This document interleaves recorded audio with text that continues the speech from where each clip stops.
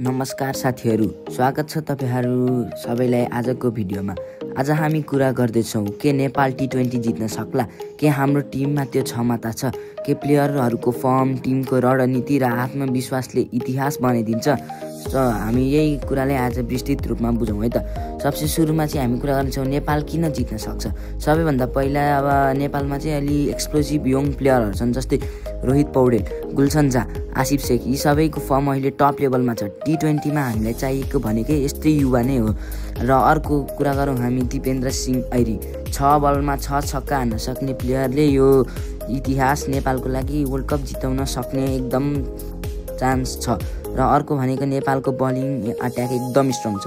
नेपालको bowling unit सबल छ, पावर प्लेमा नियन्त्रण राख्ने र डेड ओभरटेक विकेट लिन क्षमता छ। जस्तै सन्दीप लामिछानेहरूले पनि अब विकेटहरू मजाले लिइरहेका छन्। यस्तै स्पिन बल नेपालको खास भनेकै स्पिन बल रहेको छ। तर अनि अर्को नेपालले जित्न सक्ने यी कारण भयो, तर अर्को चुनौतीहरू पनि छ नेपालसँग।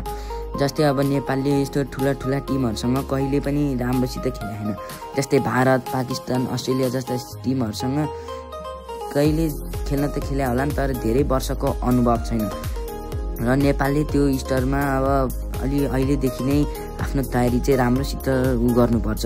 र अर्को भनेको प्रेसर ह्यान्डलिङ गर्न सक्दैन। महत्त्वपूर्ण खेलहरूमा चाहिँ प्रेसर ह्यान्डलिङ नै एउटा ठुलो कुरा हो क्या। तर यो नेपालले सुधार गरिरह्यो भने यो नेपालको लागि टी20 वर्ल्ड कप केही हुँदैन। तर नेपालले त्यो सुधार गर्नु पर्यो।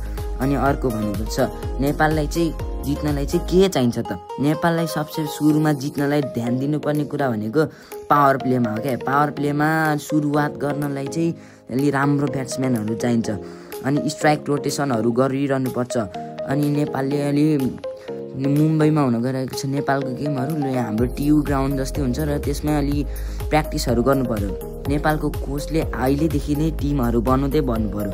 यही हो, अब यस्तै गरिरह्यो भने नेपालले यस्तै प्रगति गरिरह्यो भने, बलिङहरू इम्प्रुभ गरिरह्यो भने, पावर प्लेहरू खेलिरह्यो भने नेपालले टी20 वर्ल्ड कप जित्ला भन्न पर्दैन, यो जित्न पनि सक्छ।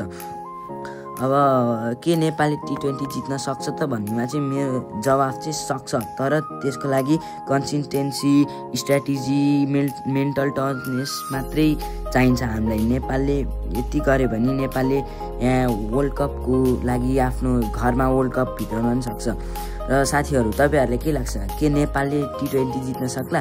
तपाईँको भनाइ कमेन्टमा लेखिदिनु होला। भिडियो मन पर्यो भने लाइक, सेयर र सब्सक्राइब गर्न नभुल्नु होला। फेरि हामी अर्को रमाइलो भिडियोमा भेटौँला। अहिलेको लागि यति नै, बाई बाई।